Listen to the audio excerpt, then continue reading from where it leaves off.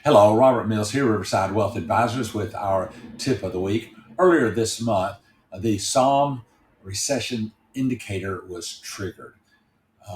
Basically, what this is that it's a rule that was set by the government to, quote, send out stimulus checks automatically.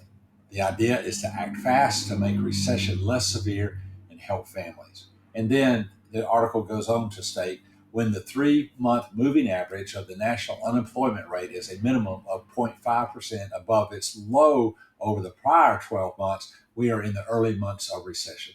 In other words, you take the last 3 months of the growth or decline of the national unemployment rate and you find the average. The last time we got close or even crossed over this indicator was back in April of 2020. This indicator has only been wrong twice. And even though it was wrong, it really wasn't wrong. It's just that it predicted the recession, depression a few months early. So here's some thoughts to consider. A depression means 2 consecutive quarters of negative GDP. In other words, the economy doesn't do well for 6 months or so.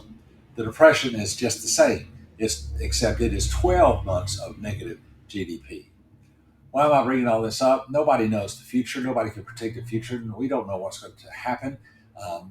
But one of the things we do know is that we can make a plan for these kind of movements in the market and in the economy. So if you don't have a plan, I suggest that you build one. If you're already retired, you want to make sure that you have guaranteed streams of income that are recession proof. And if you are pre-retired, you want to make sure that your assets are positioned such that you have downside protection in case we do move into a negative market. So you really want to plan. There's an old proverb that says, if you fail to plan, then you plan to fail.